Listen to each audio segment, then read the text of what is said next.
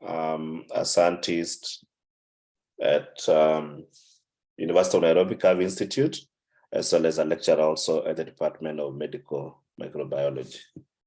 So today we want to go through virological methods and then discuss also the QC and quality assurance when you are detecting these viruses. So an intro on virology. So virology, as you all know, I'm sure you have done, Virology 101 is the study of the viruses. And we have plenty of viruses within our population.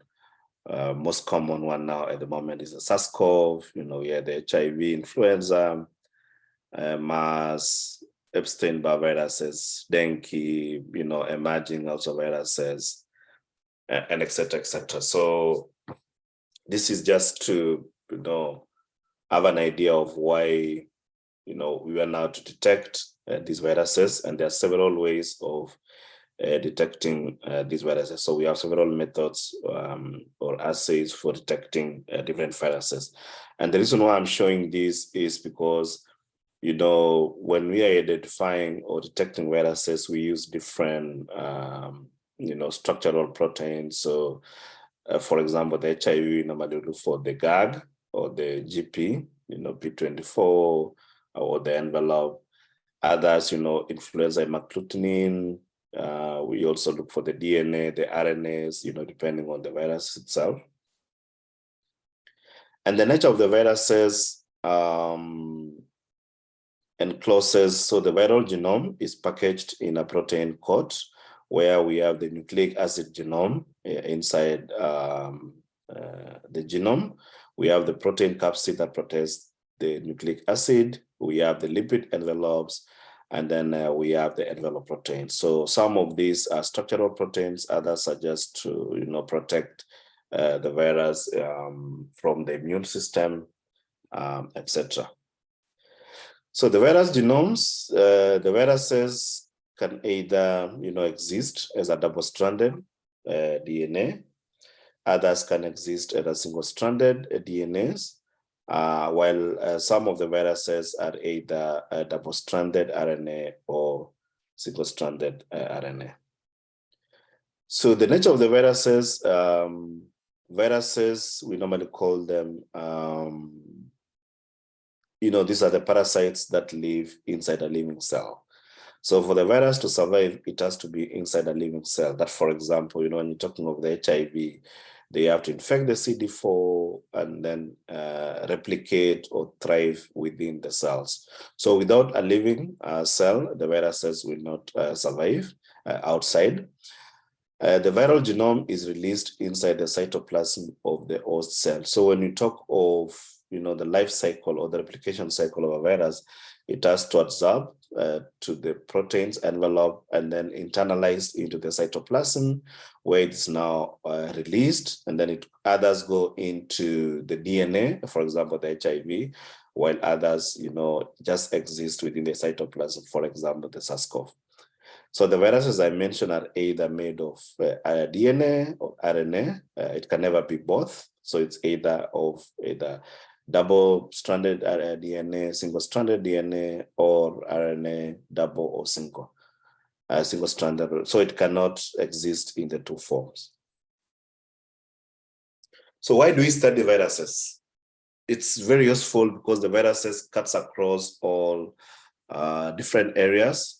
Viruses, some of the diseases caused by the viruses are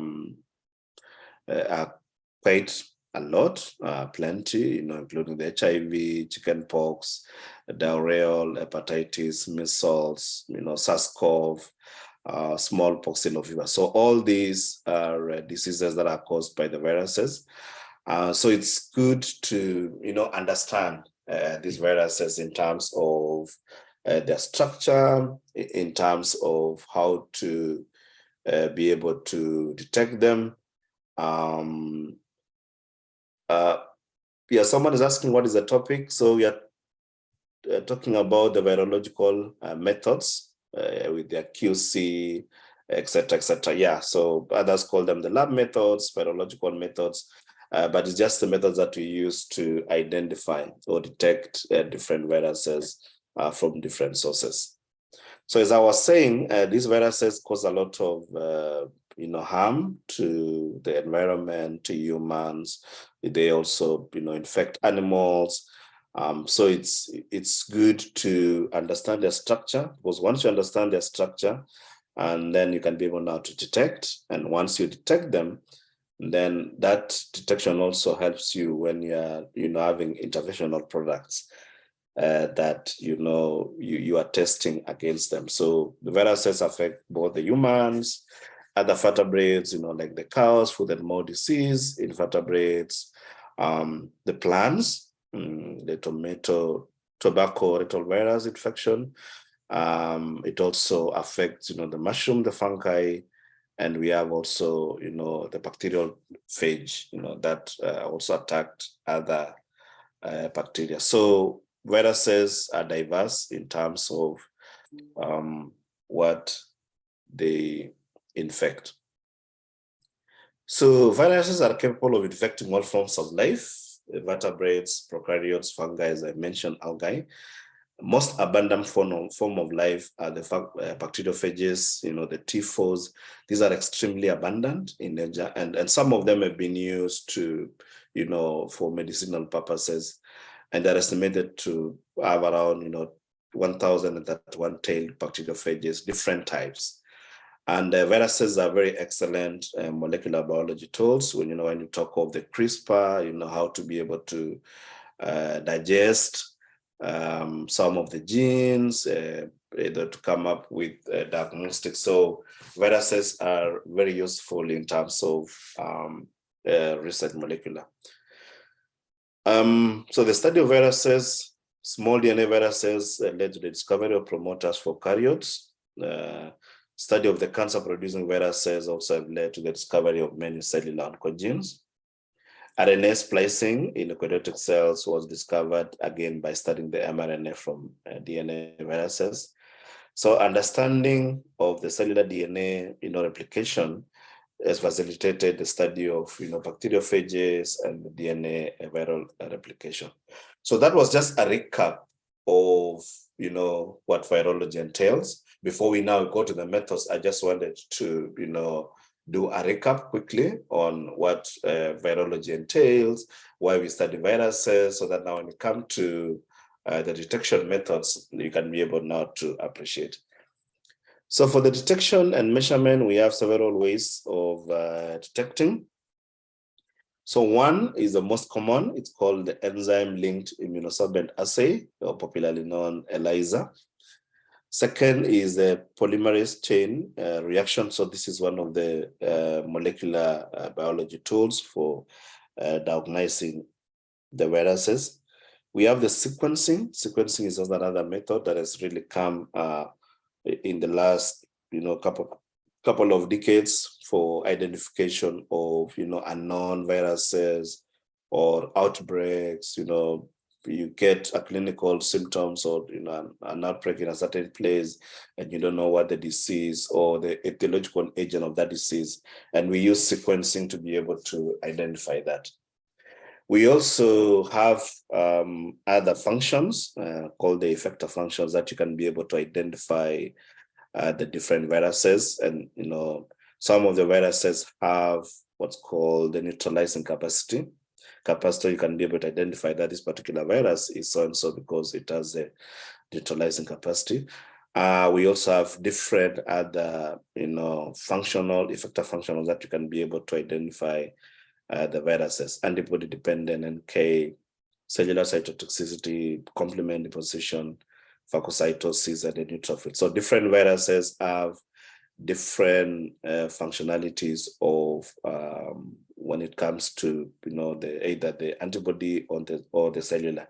And the reason why this is also quite important for as part of the detection and the measurement is not all viruses have the same functionality. So you can be able to do the DNA to sequence that particular, or use the PCR to identify whether there is presence, or you can check using the functionality of those either the antibodies generated against those particular viruses. The fifth one is the fluorescent microscopy. So fluorescent microscopy is be able to visualize, either the entire structure of the virus itself, or to look at specific genes to identify the virus.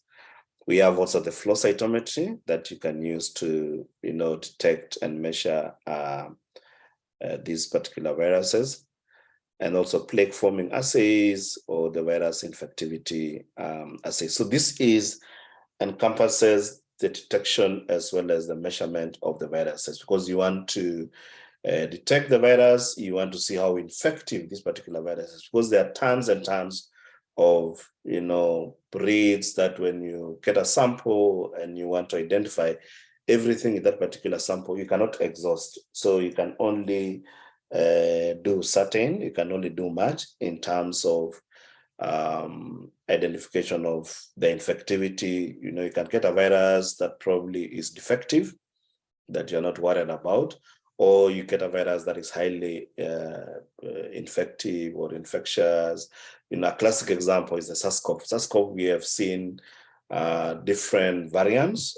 Variants have been either highly transmissible, but they are not infectious. So we use certain these particular assays to be able to measure such viruses. So let's go in detail of each. So let's start with the enzyme-linked immunoassay. So ELISA, as I'll call it as we go along, the principle is the use of the enzyme labeled immunoglobulin, Ig, to detect antigens or the antibodies. So the principle for the ELISA is the antigen and the antibody. And I'm sure you have done on immunology, especially on immune system, what an antigen and antibody is. So okay, I'll answer the questions at the end. I've seen Calvis have posted. I'll answer that at the end. So, but keep posting the questions on the chat as we go along, and then I'll answer at the end. So the principle is just two components or proteins, the antigens or the antibodies. So what it means is you're coating the plates, with either an antigen or the antibody, and then you are detecting presence of antigen if you are coating the plate with the antibody, or if you are coating the plate with the antigen, you are detecting the antibodies in the samples. And I will explain what coating of the plates entails. And then we use the enzyme labeled detection antibody or the secondary antibody to be able to detect that complex. So the essence is you have the antibody, the antigen complex, then you bring the enzyme, which is attached to a substrate. And if there is a combination between the two, then the signals would be developed by hydrolyzing that enzyme on the substrate. So, and then we measure now the intensity of the light that is generated by that combination using a microplate reader. So the examples of ELISAs that we have is hepatitis, anti-hepatitis A, IgM, IgG, IgD, all the different immunoglobulins that you can be able to hold on. And then in terms of the analysis, so the readouts was you have the antigen and the antibody, and then you want to look at the response. So the response, when you look at this line, it indicates the intensity or the concentration of that particular analyte. So analyte here means either the antigen or the antibody that you can be able to measure. And we use this microplate reader. So this is a classic example of a plate. This is a 96 well plate. So most of the ELISAs are done on a 96 well plate. So this is 8 by 12. And then you can see the development of color. So if there is a combination, if there is a presence of antigen or antibody in the sample, then it combines with the antibody or the antigen. And then when you bring the enzyme, which is attached to a substrate, that enzyme, that substrate is cleaved by the enzyme, which is activated by the combination of antibody antigen, and then they produce this colored product. So as you can see, other wells are negative, and then the wells that have colors are positive. So this one now we measure the intensity, like how much of the color is present in this sample. And that is how we can be able now to quantify. So the ELISA can be, just detection or quantification. You can detect either plus or minus presence of that analyte, or you can detect how much of that analyte is present. So we have what's called the quantitation. So we have different types of ELISAs, this antigen antibody test. So we have what's called competitive. So this is the antigen or antibody that are labeled with enzyme and allowed to compete with unlabeled ones in the patient serum for binding to the same target. So shown graphically on the right, so these are typical well of an N6 well plate, where the wells are pre-coated with a secondary antibody. So this is a typical structure of an antibody. I'm sure you have learned the Y shape. And then we have the capture antibody or the enzyme conjugated.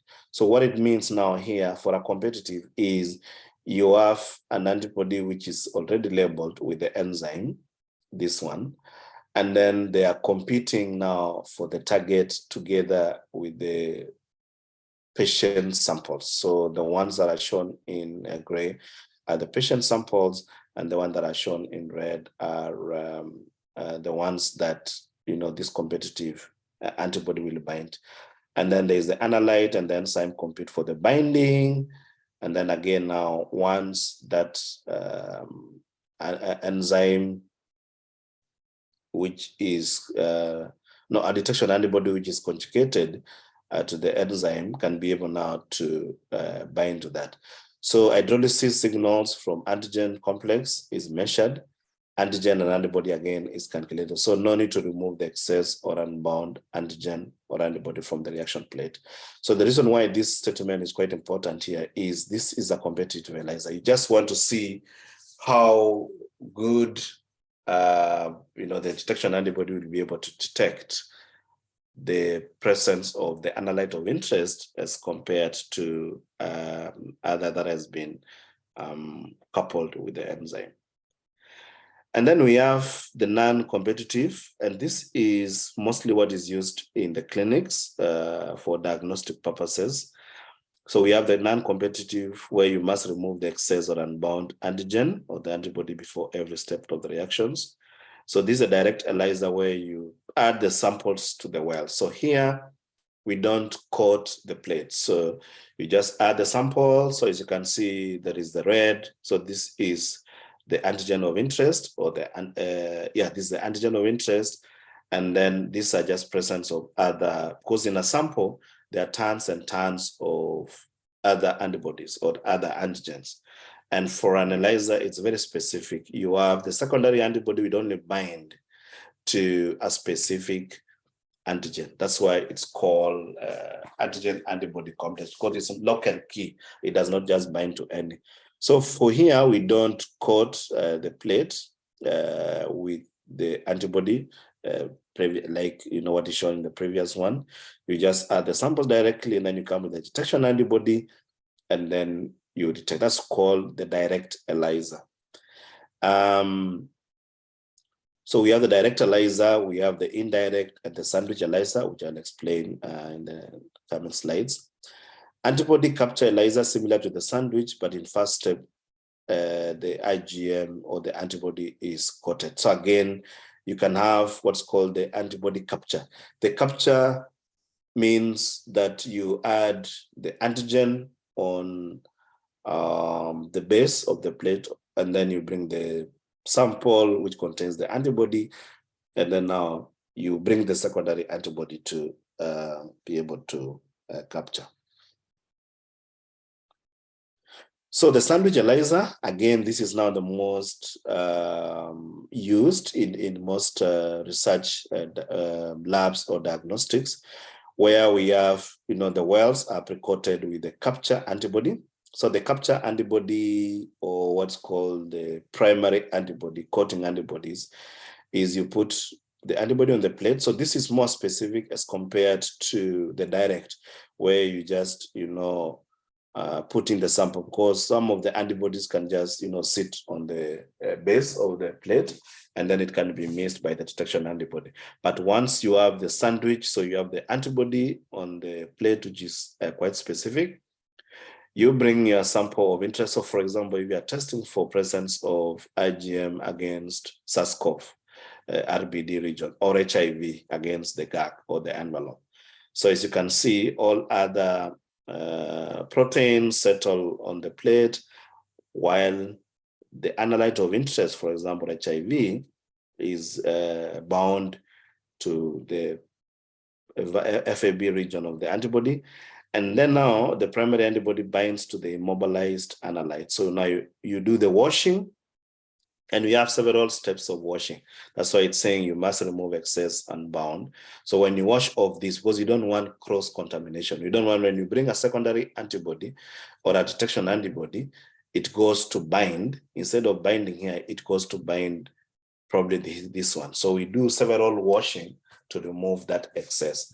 And then now you bring biotin labeled antibody binds. So in some instances, we have the detection antibody. So this is the primary antibody, the one in blue. And then in green is the biotin-related antibody. So what it means is this one increases the detection of very less antibodies. So if you have antibodies that are not highly expressed, then sometimes when you only have a secondary antibody that is if you have the antibody that is not bound to a biotin, then in some cases you might miss the detection because the signal is quite low. So in most cases they use the biotin. Biotin just increases the sensitivity or the detection of the low antibodies. And then again, now you bring the substrate, and then, so as I mentioned, the principle for this is a colored product. So if there is a combination of the antibody, the antigen in red, detection antibody, and then the secondary antibody, then this enzyme will be activated and then cleaves the substrate, which is the TMB, to release a colored product. So this colored product is the one that you are detecting. If there is no antigen, then this enzyme will not be activated, and hence no cleavage of this. And then you find now there is no color development. So in terms of the summary of the ELISAs, so we have the direct ELISA, where you have the antigen of interest in blue, and then you bring the detection antibody, and then it's coupled with the enzyme, and then it binds. We have the indirect ELISA, where you are not detecting the antigen directly, but you're using a secondary antibody to be able to detect that. We have the sandwich ELISA that I mentioned, or the capture antibody, which is quite most commonly used, where you have the antibody, and then you have the antigen, the secondary antibody or primary antibody, and then detected by the detection antibody.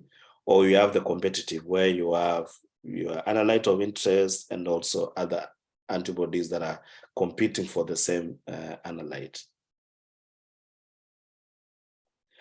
So in terms of the performance of this assay, this is the most used assay. It's relatively cheap in terms of the cost, as well as also in terms of the training. It does not require a lot of infrastructure. You only need that one particular machine for readout. So the advantages is it's automated. You can have, machines for washing instead of doing the hand wash. It's also inexpensive. It's very objective in the sense that you can only detect, the antibodies of interest. Small quantities are required, so you don't need a lot of samples. As low as 10 microliters or 20, you can be able to measure that. The class-specific antibodies are measurable, so you can be able to take, IgG1, IgG2, IgG3, F4, class switching to IgG, to IgM, IgE, etc. Limitations, again, every assay has a limitation. It's expensive initial investment because before you get, the machine, they don't come that cheap. But once you have those readers and the washing machines, those ones can stay for long. In terms of the sensitivity, and it's also variable, and specificity. We cannot say it's 100% sensitive or specific. For ELISAs, we normally have a certain, sensitivity and specificity that we normally calculate, and it varies, based on the pathogen of interest. Some of the pathogens, if you are testing for a particular gene, for example, in SARS-CoV, it could cross-relate with HIV, IG envelope or the GAC. So there is that cross contamination and also cross reaction whereby you can be able to detect, like antibodies against Salmonella typhi, when you are actually looking for antibodies against HIV. And then in terms of the assay itself, how long it takes, in most cases it takes less than a day, like half a day, depending on the type of ELISA, because if you have sandwich ELISA, it has several incubations and washing, so you are looking at roughly a day. Second one is the polymerase chain reaction. So this is one of the assays that has really revolutionized, the field of research, as well as also for diagnosis. So the polymerase chain reaction is an in vitro technique. So this is one of the molecular biology tools, which is just an amplification of a region of a DNA whose sequence is known or which lies between two regions of known sequence. So what it means is when we look for a sequence within a gene, and then use that to be able to, blast, and then you can be able now to identify whether there is presence, that particular sequence that you have amplified is related to, a sequence of a known pathogen. That's where now you can be able to identify.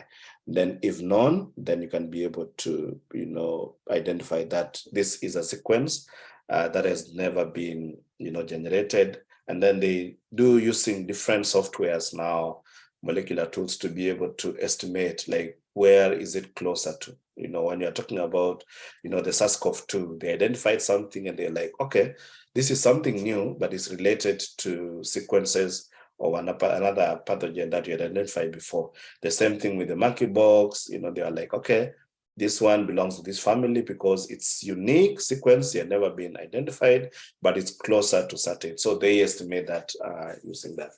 So before the PCR, DNA of interest could only be amplified by overexpression in cells, and these yielded very minimal results. So what it means was, before you amplify a certain gene, you used to grow them in cells, 293 cells and HeLa cells. And again, this one involved a lot of bacterial culture work. Again, the success rate was quite low. So the introduction of the PCR has changed that. And it goes way back to 1966, when this individual Thomas discovers this thermostable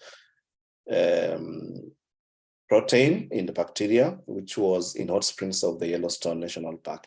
And the essence for the PCR is the identification of this polymerase or this enzyme, a protein, in hot condition, allowed us now to be able to, run the PCR, because the essence of the PCR is we didn't have a protein that can sustain high temperatures. Most of the proteins, if we want to inactivate, blood or the serum, we hit it at 60 degrees, and then you completely kill or inactivate all the antibodies.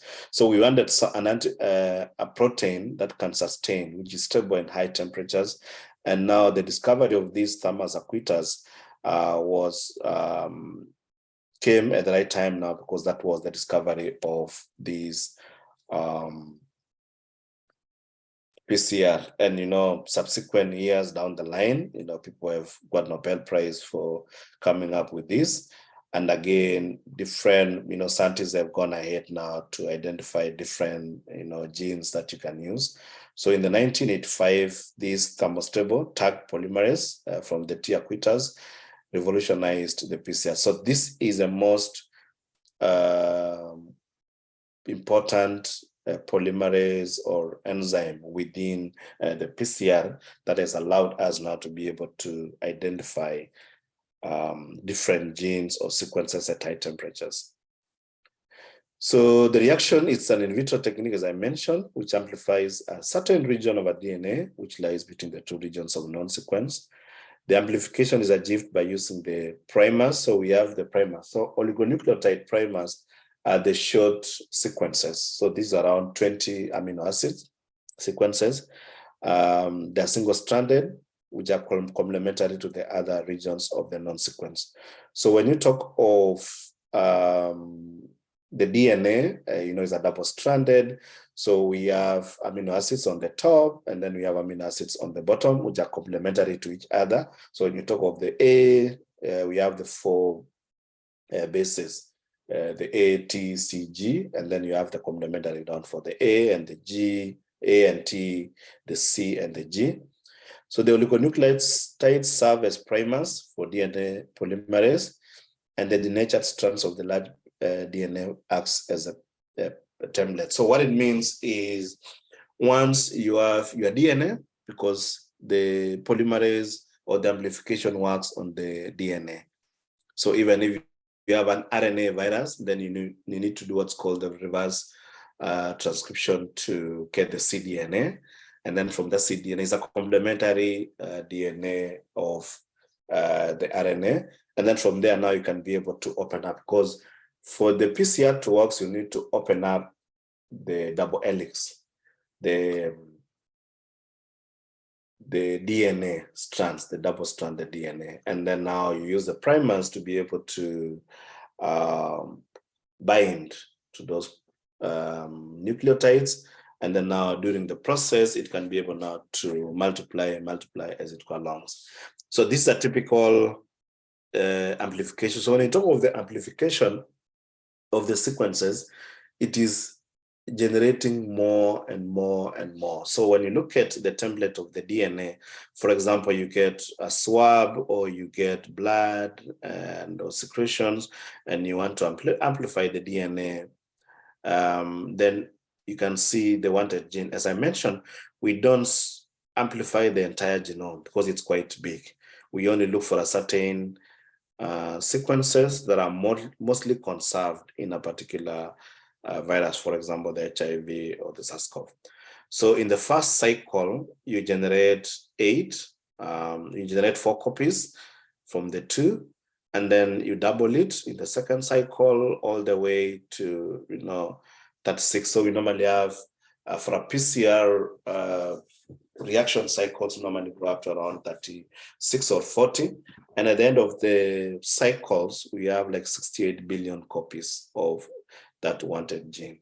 From this, now you can be able to identify whether there were presence of this particular virus, as well as quantify how much of that particular virus was in these samples. So just again, different graphical representation. So we have the first step, denaturation. This is now where we use the tag polymerase at high degrees 94. So we have the typical double helix, and then you open up, you get the complementary strands, and then you anneal. Anneal is just, so you lower the temperature to 54. Anneal is just to combine the two. So you have, so the 5' to 3' are the primers. So you bring the primers now that are complementary to that sequence. So if the gene of interest is present in that particular sample, then the primers will be able to bind. And then we also have the 5' prime to the 3' on down here. So it continues forward and reverse trend. Then it does the extension. So annealing, just combining the two at 54. Then again, you increase the temperature to 72.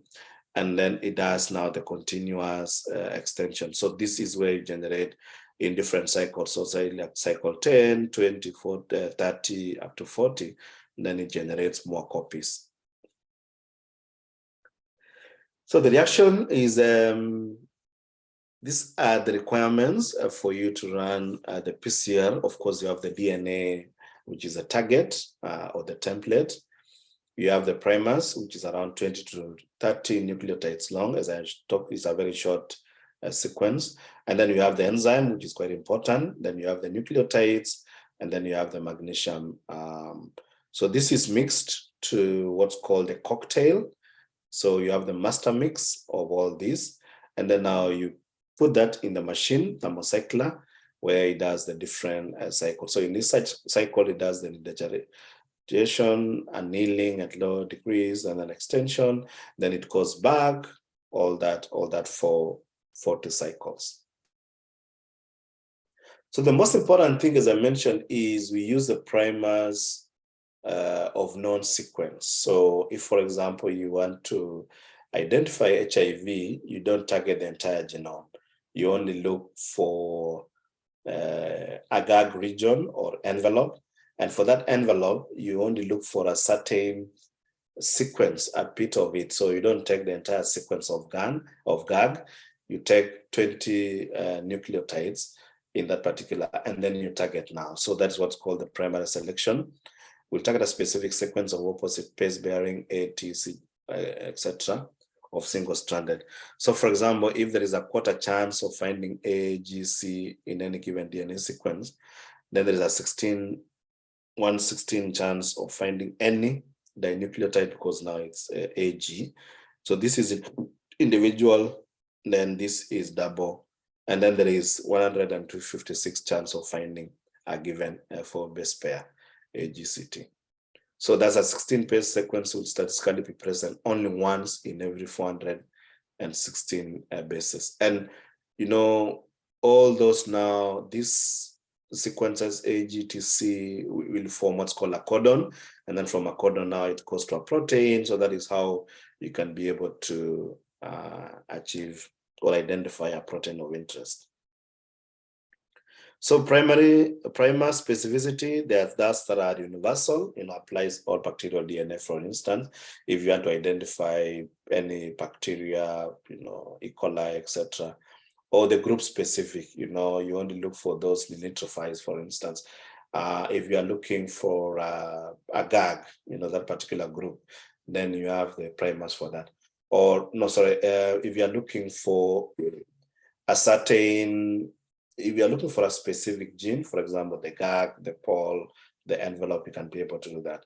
Or if you are looking for a group specific, if you are interested in, let's say, the RPD region of the SARS-CoV, or you are looking for the entire envelope. So those ones, you have specific primers. But again, the primers, the gold standard is they have to be short nucleotides for it to be able to, bind, anneal, and extend. So I have talked about the polymerase, which is a very important enzyme. This is the one which is responsible for copying the sequence starting at the primer from the DNA strand. And you normally use the tag, which is an enzyme from that protein that I mentioned. It's heat tolerant, useful for both. It can survive high temperatures and also is more specific in higher temperatures, and we get less mismatch. So the advantages of PCR, it's quick. This assay you can finish within 2 hours. All the way from preparation of the samples, master mix, running in the machine and getting the results. It is very reliable in the sense that they target specific sequence. So if there are presence of those sequences in the sample, then they can be able to be amplified. Again, it's very sensitive. It can detect up to very low copies, because the essence is to amplify. So if there is low copies, like 3 or 4 copies of that particular gene in a sample, which other assays such as an ELISA cannot be able to detect, because that is very low concentration. And an ELISA does not amplify. It only detects what is there. So if it is there in a quantity that is quantifiable, then it can do that. But if it's less, so the PCR can be able to detect, because it amplifies. If there is 1 copy or 2 copies, it picks that and amplifies. It's relatively easy. What it means is, one, you have done, the training. So the setup itself is quite complex, but once you have the setup, you have the templates, the machine just does the amplification process for you. So, and again, it's very specific. It can, this one now avoids the cross-contamination that we used to have with the other methods. However, again, just like any other assay, there is the disadvantages. One of them is it needs the equipment. These thermocyclers or detection amplification machines are not cheap. The enzyme itself is very expensive, and the probes that we use for detection are very expensive. It is prone to contamination. Remember, it is amplifying even 1 copy. So if, for example, you are running, you have the controls, the housekeeping genes that you want to run alongside, and then you are preparing there in the bench, and then you are carrying them from your hands to the sample, that itself will contaminate the entire set. So again, that's the disadvantages of PCR. Sometimes you get false reactions. So you get false reactions in the sense that if there is a contamination, as I mentioned, it can easily pick even small copies. Then you end up detecting a positive, signals that they were even in the negative. And then you need to have the internal control. PCR amplification sometimes picks, as I mentioned, it picks anything. So you can even pick some of the DNA in your hand and then amplify them. So you always need to have, and this is part of the QC or the quality control, is that you need to have the internal control so that this assay successfully amplify the target gene rather than picking everything. Enrichment steps, especially in the contaminated sample. So if you contaminate sample with even 1 copy from the positive control, then everything else is enriched, because they will multiply, amplify as it goes in different cycles. The capacity building is needed, especially during the initial setup and also analyzing the data. And sometimes you have a specific amplification, and that's why the essence of the internal control is quite useful.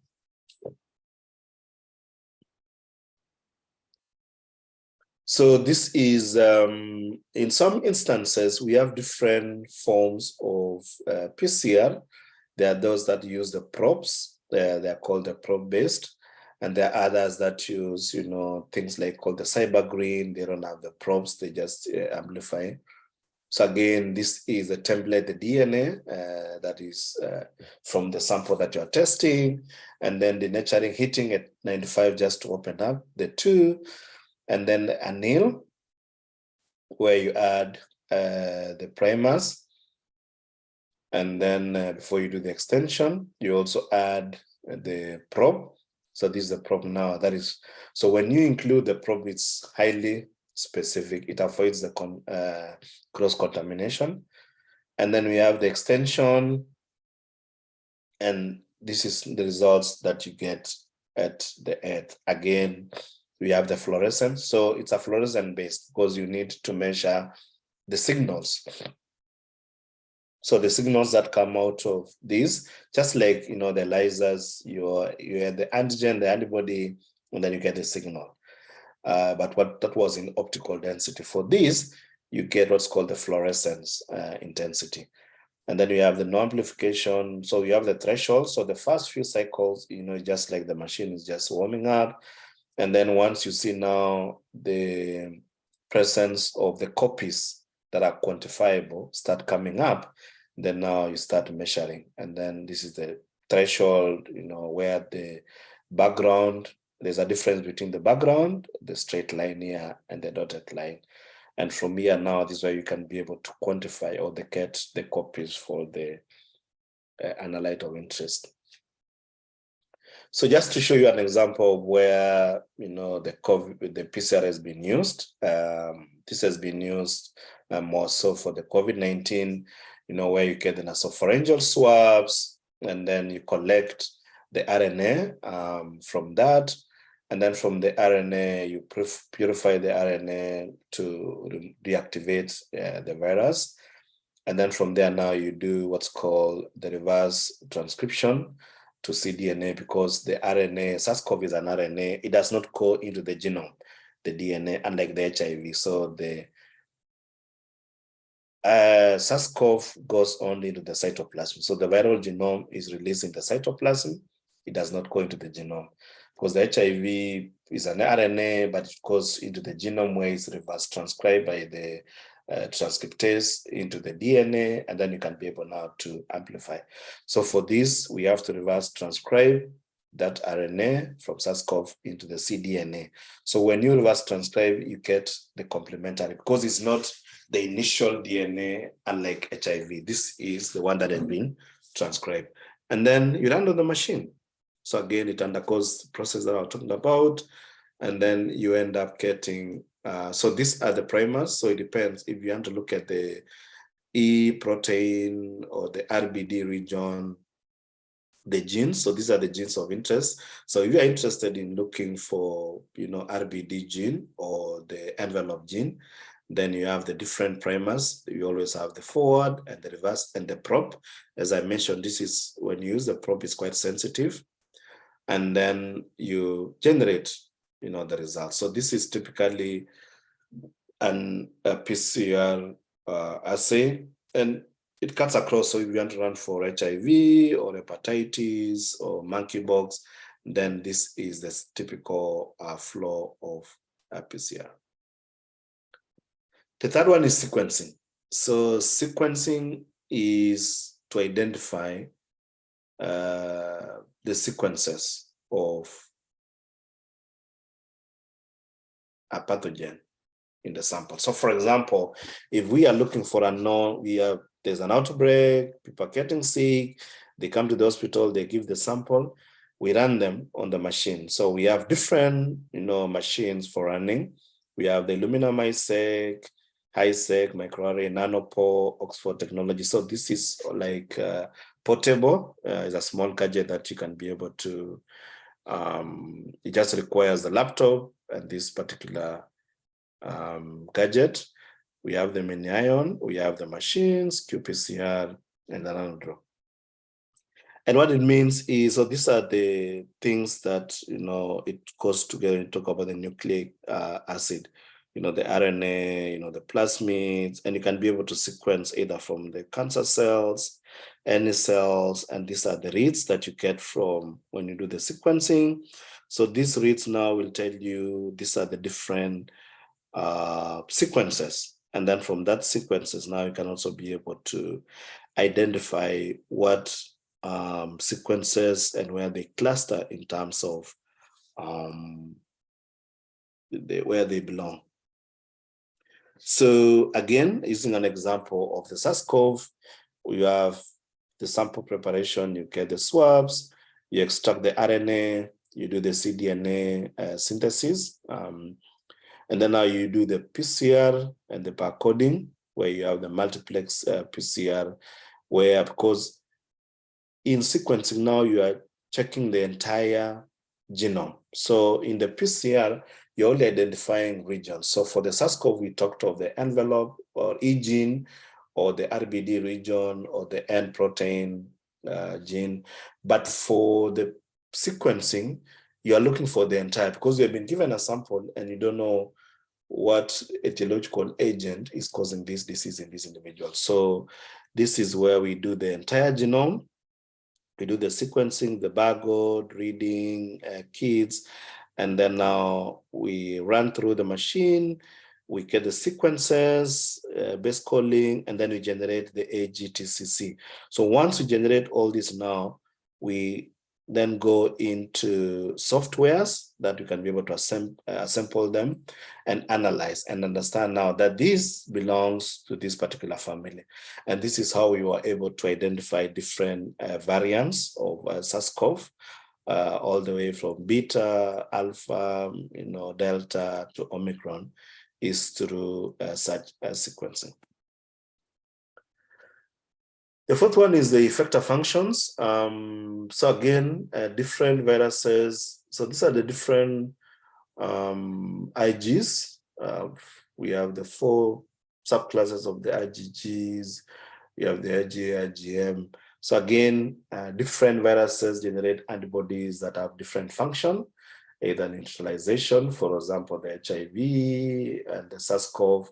There are some viruses that produces antibodies that can opsonize, killing by the NK cells, the mast cells, and also activates the complement system.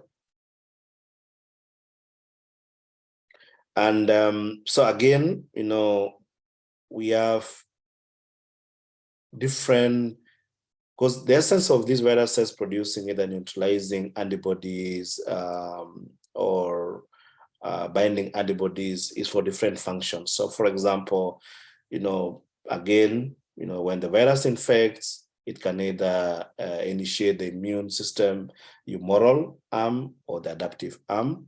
And then for this one, I'm showing the humoral, the antibodies, and the antibodies have different functions. So depending again on the virus that these antibodies are generated against, some produces what's called neutralizing antibodies, which can neutralize the microbes and toxins.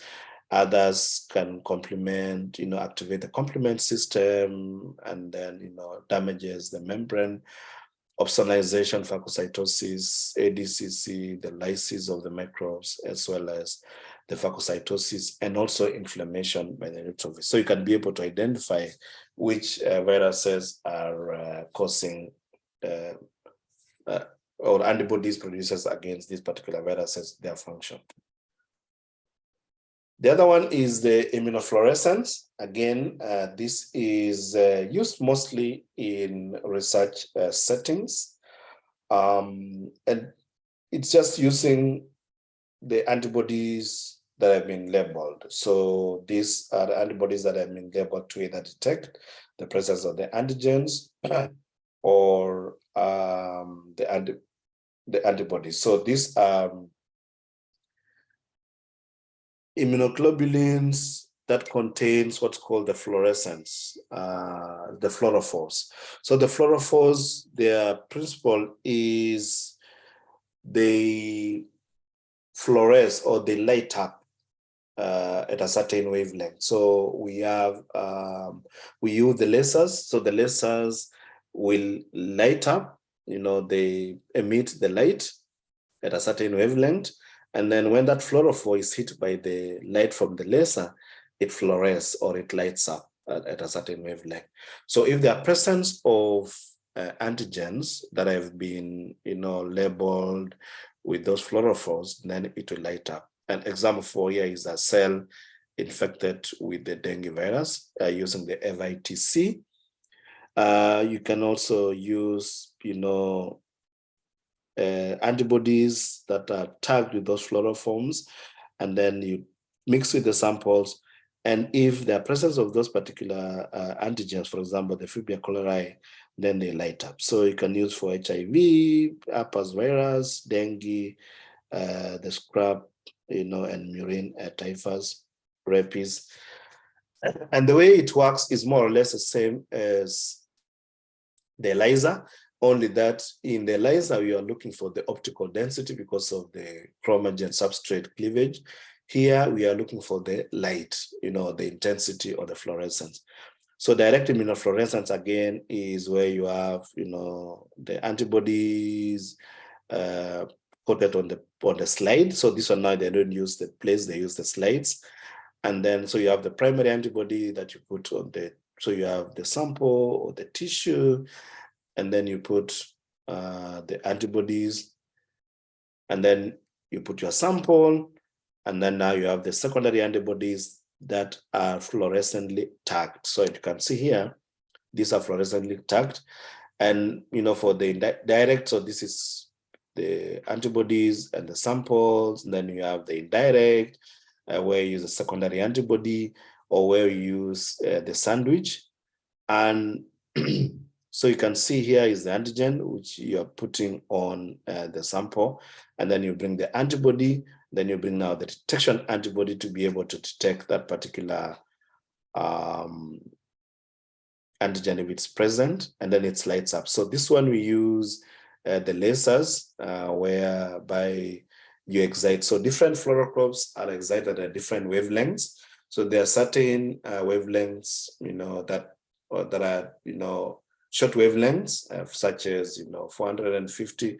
It can be able to excite the LITC. Then we have the 500 for Psi5, and then we have the 600 for tritium, etc., etc. So for this FITC, this is a short wavelength. It's normally excited at 450 nanometers.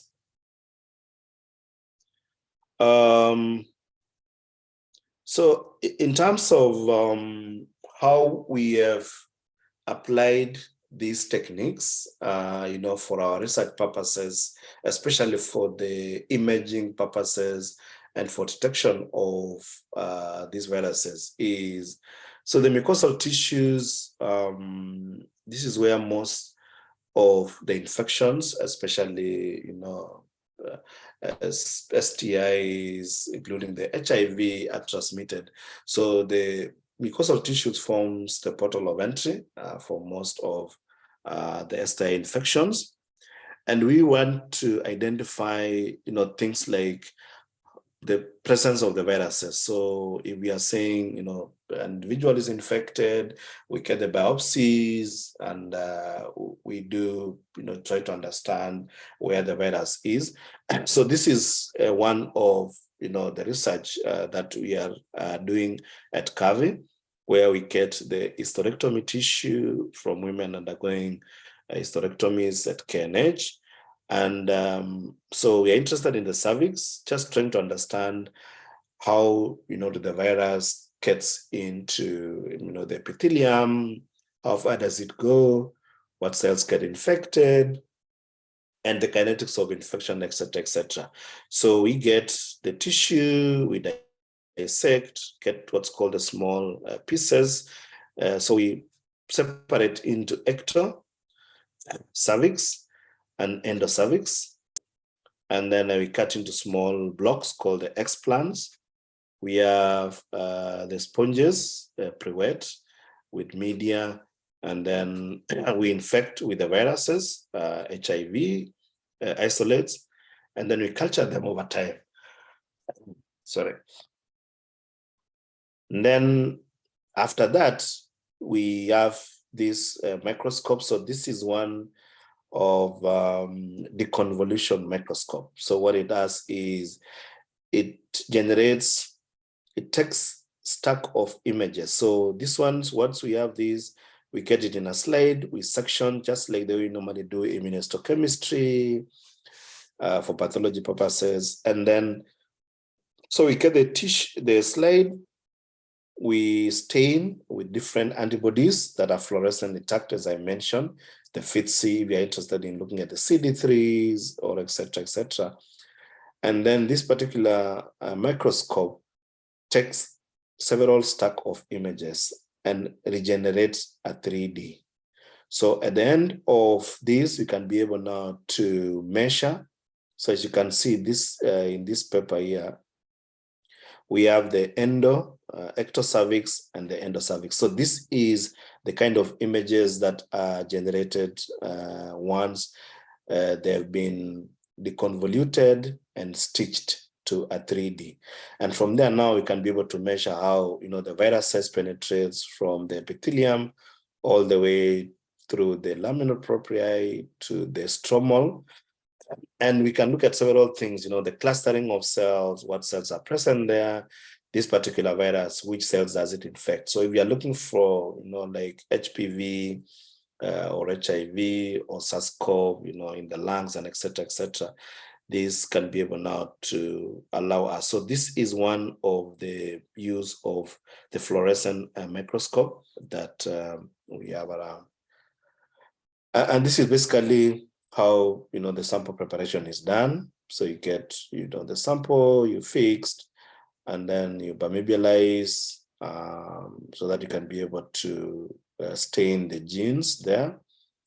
You denature them again. I remember the DNA, mentioning about the DNA, and then you do the hybridization where you fluorescently labeled probe is attached to it, and then you image on a microscope that I just showed you.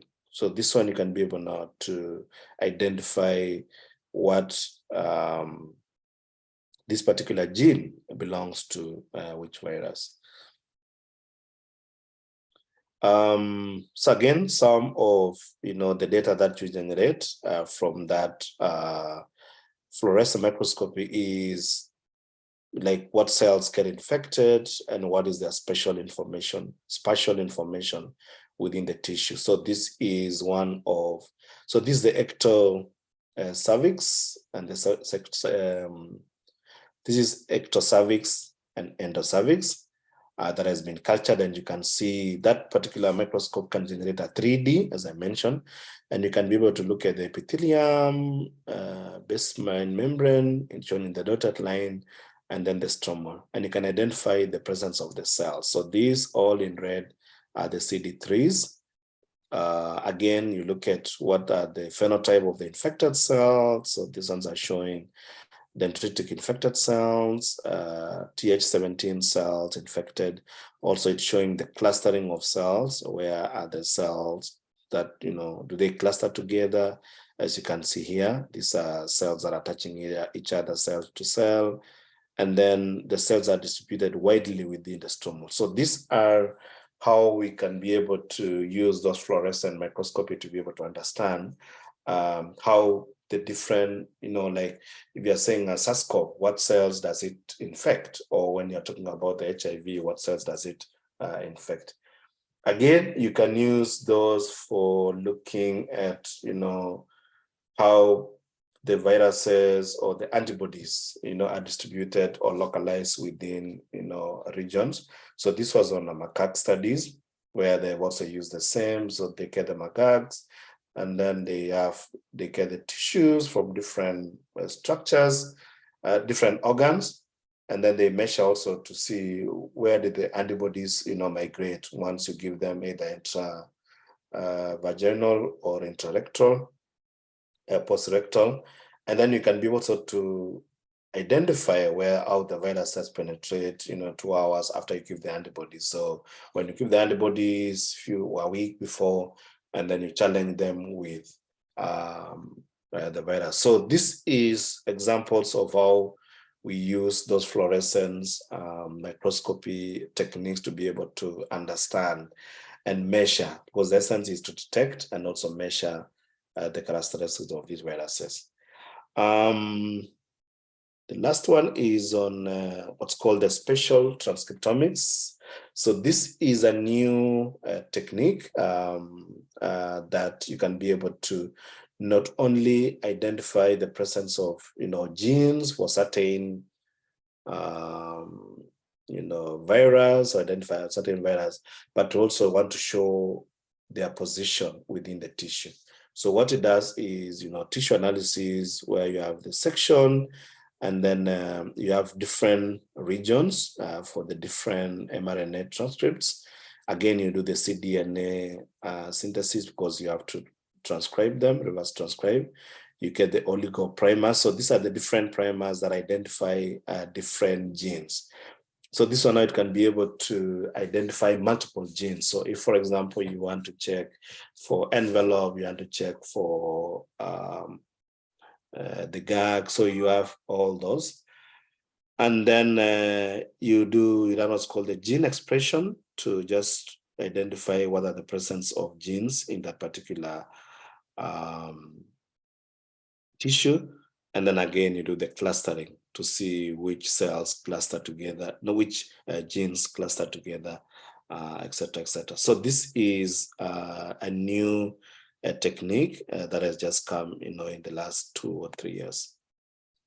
Again, the disadvantages or the advantages of the immunofluorescence. Again, this is very sensitive and specific. And for individuals that, like visualization, this is one of the coolest techniques that you can be able to identify how the virus, penetrates and where they're located. The limitations, again, however, are very expensive reagents and equipment. That particular microscope I showed you are very, very, very expensive. Again, subjective. Sometimes you have to, it's visualized. So it depends on how, one can be able to identify certain colors. And again, when you are doing identifying the tissue itself, sometimes it becomes subjective. Closed activity, again, this is mostly occurring in all the techniques. There is no one perfect detection method, that can tell you 100% that whatever you detect or you aim to detect, there is no cross-reactivity activity. So, but again, for quality control purposes and assurance, we use the internal controls that we run alongside the particular sample, or we are what's called the housekeeping genes, also for normalization, where you have certain genes that you run alongside the samples. There is also non-specific immunofluorescence. Remember, this is mostly used in tissues or even in live cells. And some of the tissues, they autofluoresce because you are hitting them with the laser light. So what it does is some of the tissues just fluoresce on their own without having the antibodies. So we have non-specific immunofluorescence, especially for rectal samples. They tend to autofluoresce on their own. And again, this one takes some time. All the processes from sectioning, staining them, and imaging takes almost a day. Lastly is the flow cytometry. So this is again one of the assays that have been used most commonly in research settings, whereby you want to identify, the cells that this particular virus infects. So a target cell type within a mixture of cells is fluorescent labeled. So again, this one uses the fluorescent labeled antibodies, and then they pass through the flow cytometer or the flow cell. This one has, again, the lasers. So the lasers hit, and you can be able to identify, the positive charged cells versus the negative charged cell. You can identify individual cells, and then you can be able now to measure, for example, this particular individual. These are the cells that got infected, and this is, typical of HIV or typical of SARS-CoV. So you can be able to detect that there is a presence of this, or again, characteristics, because the essence is to detect and characterize this particular pathogen. So you can be able to say, yeah, this particular individual was infected with this particular virus. And then this is the characteristics in terms of how the virus itself affects the immune system or changes the immune system. So this is one of the assays that, and it's also a multiplex. A multiplex means you can be able to detect tons and tons of different cell types. We call them the phenotypes of the cells, all the way the CD3 to their functionality, the cytokines that are also produced by the different viruses or infection. Then the last one is the plaque forming assay. This is also one of the oldest assay for detection of viruses. And especially there are some viruses that forms, the plaque. So we have the seed cells into the plate. and then you prepare the serial dilutions for the virus, and then you incubate, add the prevailing A, and then you discard that, add the crystal blue violet to see whether the presence of the plagues, run, and you can see. So you can see the clear ones are the negative control, and then you can see how they form the plague formation. So some of the viruses forms plague formation, especially the hemagglutinin influenza H1N1. So you can be able to detect now that this particular virus is this one, because it's forming the plague formation, and not all the viruses form that. So this is one of the ways we use for identification. Virus infectivity. So it's always quite just like the way we talk of the bacteria, the dosage. The bacteria is like, if you have this amount of dosage, it can cause infection. So you detect at the same time, measure the infectivity. So for the viruses, again, we have what's called the TCID 50. So this is a tissue culture infective dose. So what it means is to be able to identify the infectivity of the virus is how much of the virus can it infect at least 50% of the cell, because we don't do the 100%. We want to do like at 50%. So certain viruses, if you have like 2 viruses that infect at least 50%, and then we have another virus that requires like 100 units for that. So this is how we use to infect, to identify the infectivity. And this is used when you look at the clinical trials, the infective doses, when they're giving the vaccines, they're like, okay, we are giving these at certain dosage at TCID 50, or we use what's called the multiplicity of infection, or the viral particle unit. So what it means is they want to see, like when you're giving a vaccine and you're doing the assays in the lab to test the effectiveness of protection, you want to understand, like, will this vaccine or the immune response generate be able to control at least a virus that has a dosage of certain amount. So this is what we use, and we calculate. This is a mathematical model where you calculate the DCID 50 using this method called the Reed-Munch method. You can be able to Google if you're interested and see how this is calculated. Yeah, so you set it up, and then you do the calculation, and you want to know at what dilution will the virus at least infect 50% of the cells. Yes, so that's the end of the talk today. So I hope I've covered quite a bit of what you anticipate to learn. Yes, I would like to stop there.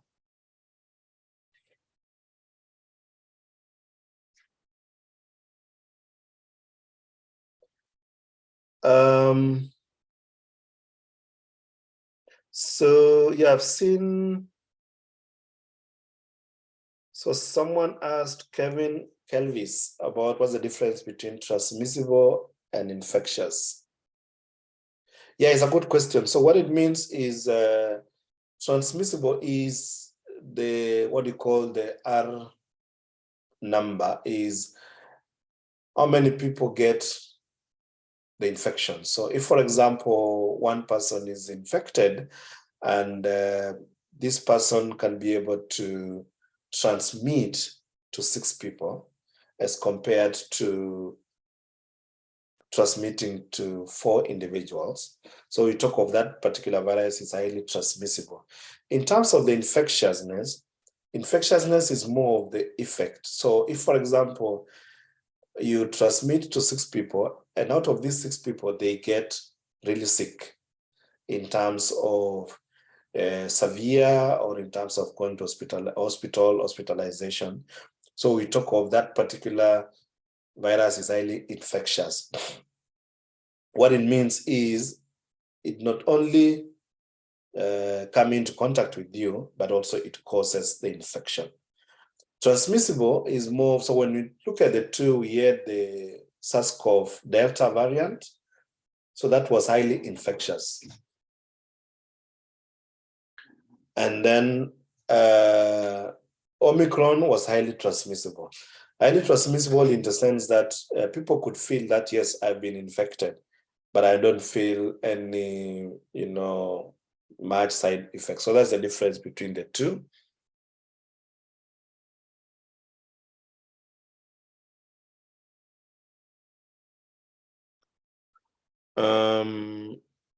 Musoma, why do we repeat the cycle for only and not more than 60 times? That's a good question. So for the PCR, we normally do around 40 cycles. The reasons why we don't do up to 60 times is once you exhaust. So remember, you're using the primers, and the primers are binding to the template. So they do repeats until they exhaust. There are no more template to do the amplification. So what it does is after 40, you tend to see a plateau. Just like any normal bacterial growth curve. You have the log phase, the exponential phase, the plateau, and the decline. So at 40 is where we have like at the peak. And then after 40, it starts plateauing and then dropping down. So what it means, any amplification that you're getting at 40, it's close to zero, it's close to background. So those ones will not help. So anything above 40 has started to decline. So just like the normal bacterial growth curve, we only amplify up to 40. When checking for COVID-19 IgG, which test is more important, PCR or swab?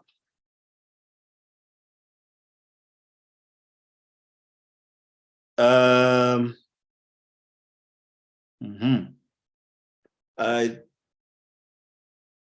don't know. Yes, there's no test called swab. So yeah, Calvin. I think probably to maybe help Juno is when you're testing for the PCR is to identify whether there is a presence of the gene. We are not looking for the antibodies in the PCR. So the PCR is to identify whether you're looking for the gene in the PCR. So you want to see whether there is the presence of the E gene or the presence of the RBD region or the spike region. So we are looking for the gene sequences. We are not looking for the IgG. And this PCR, we use the swabs. So we get the swabs, we add the media, we generate the RNA, we do the reverse transcription, we get the cDNA, and then we do the PCR. For the IgG, you are looking for what's called the antibodies produced against the COVID-19 or the SARS-CoV. So this one you check in blood or in saliva or in secretions, which is urine, etc., etc. So please differentiate between the two. So PCR is to check for the gene. It gives you the sequences, and you use the swabs as just a collection tool. Is a device, the normal swab for collection. While the IgG or IgM or IgA, those ones we test either in blood, which is serum or plasma, secretion, saliva, or urine.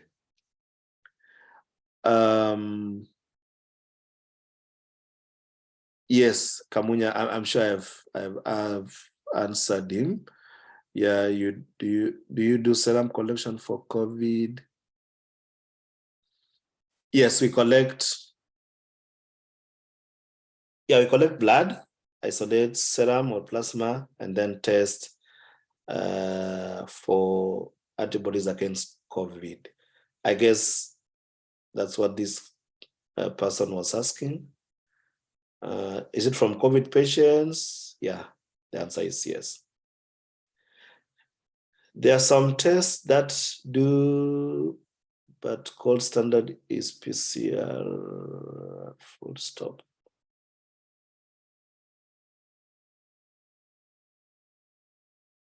Not really. If I get your question, yeah, PCR is not a gold standard. It's only that PCR is sensitive, reliable, and it's so sensitive means you can be able to detect presence of antigen earlier. For example, if you're looking for HIV, you can use a PCR to check for the GAC within 2 days or 3 days of infection if an individual has been exposed to HIV, while the ELISAs or the antibodies normally takes 2 weeks, 14 days. But again, PCR has its own, all these assays are quite important, only that the application varies. So if you're looking for the antibodies, you can't use the PCR. If you are looking for, cytokines and etc., you have all those other assays that I mentioned.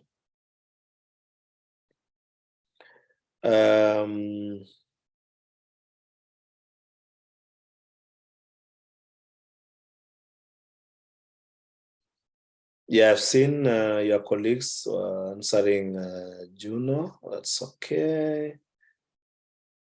Please recap on difference between indirect and direct ELISA.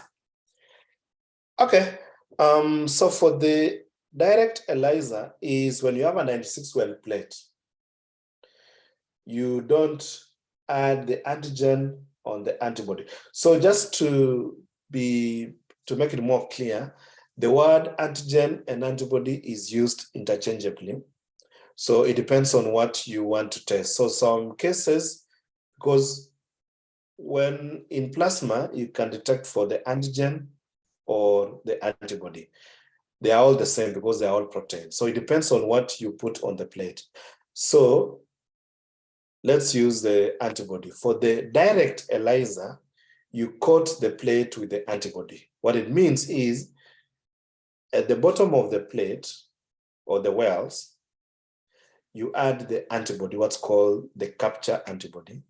Then you bring your sample, let's say serum, you add on top of the plate. That serum contains antigen. So that antigen will bind to that antibody. And then now you bring the secondary or detection antibody to bind on top of that antigen. And then you have now a complex. So in the bottom, you have the antibody, then you have the antigen in the middle, and then you have the antibody again on top. That's called indirect.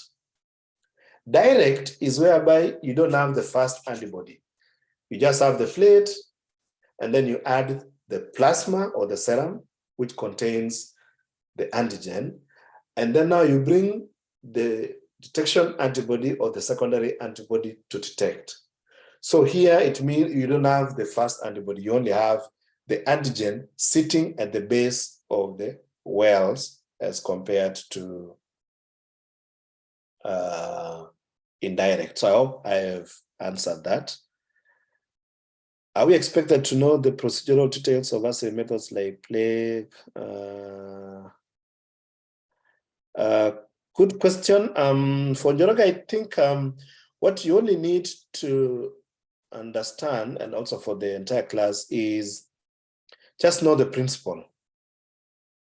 Just know the principle of the plague formation, which viruses you can detect using the plague formation, how the plague formation occurs, that's the principle. For the flow cytometry, you also need to know what it means. So it's the use of the lasers, the fluorescent tagged antibodies, the TCID 50, this is an assay that you use for testing the infectivity of the virus.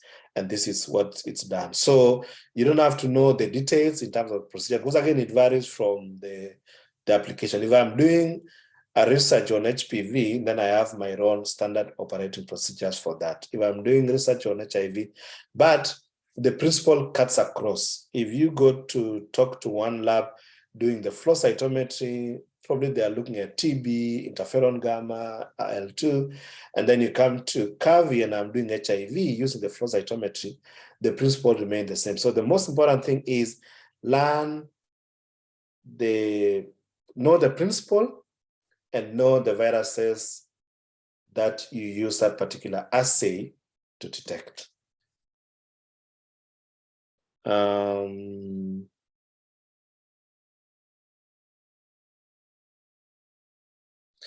Okay, how are primers synthesized? Do we use Sanger? And if so, so for the primers, they are commercially available primers. So you just, if you want to identify like HIV and you want to detect for like presence of HIV in this particular sample, then you just go to the company, you order them. We have readily available primers, and then you tell them, I want to detect HIV. And then they ask you, do you want to detect using the envelope or you want to use the gag? And then they just send you the primers. You can also you can design your own primers. For example, so the commercially available kits or primers are for sequences that are conserved. So for example, if we want to detect HIV, we have HIV clade A, clade B, clade C, clade D.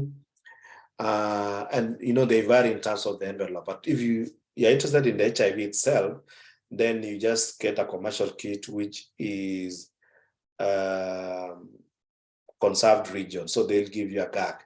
Irrespective of the clade, all the HIV will have these sequences. Or if you're interested in a certain clade, and then you look for an envelope that differentiate that clade from the other one, and then you can design.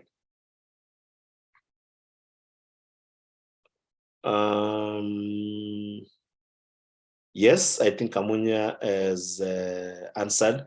For COVID, yes, again, the same thing, you can do the Sanger sequencing, design your own. How do you identify that this would be code for a particular protein?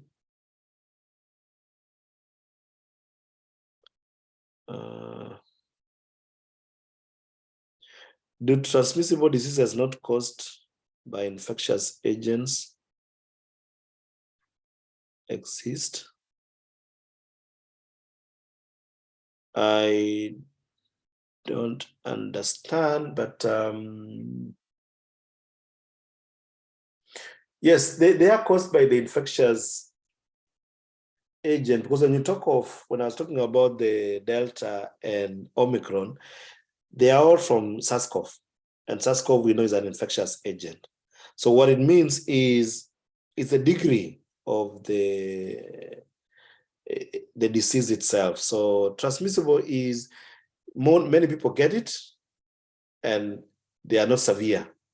While when you talk of the infectious is it can really get 2 people, but the degree of severity is quite high. So that is how you look at that. But they are all, from the infectious agent.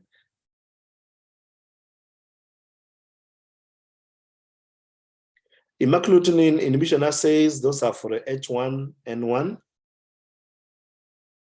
where they have the neuraminidase and then they have the hemagglutinin. So H1N1, swine flu, influenza, correct. Chege has answered. Rubella, I think so too.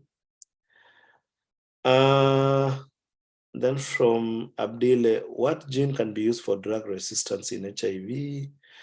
Now that you have mentioned about Paul and Gag, what gene can be used for drug resistance in HIV?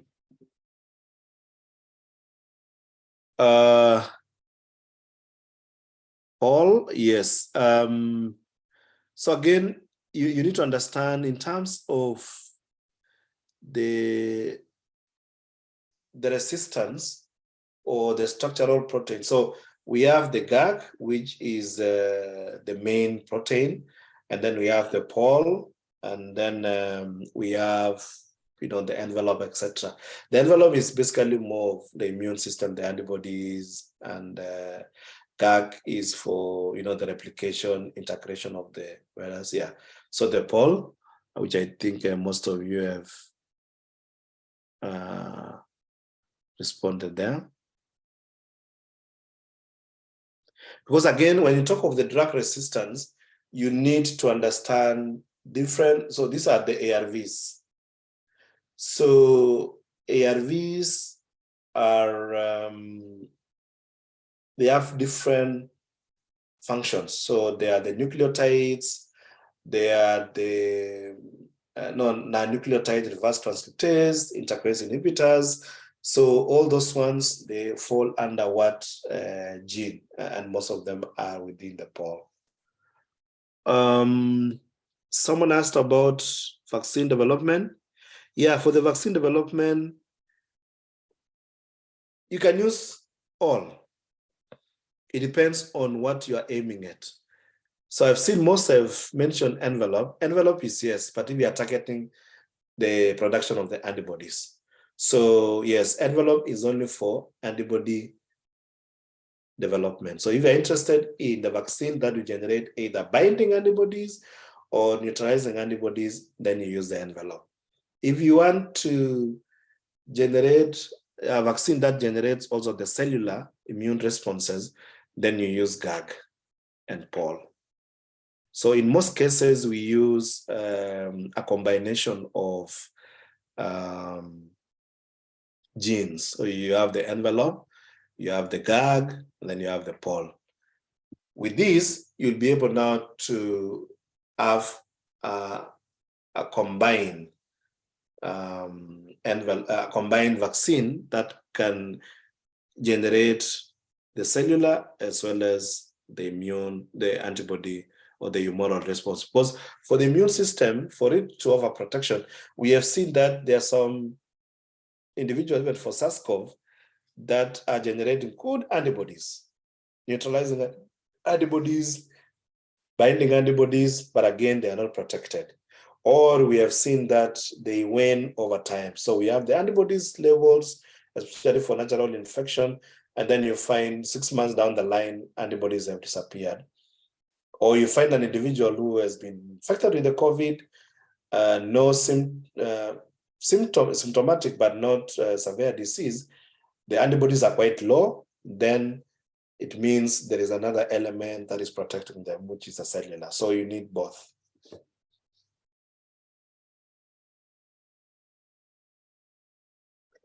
Okay, any other question?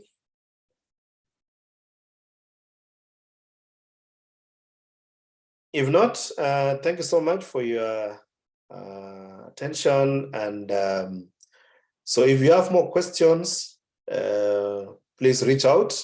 You can get my email address or phone number through Kelvis. Was it Kelvis?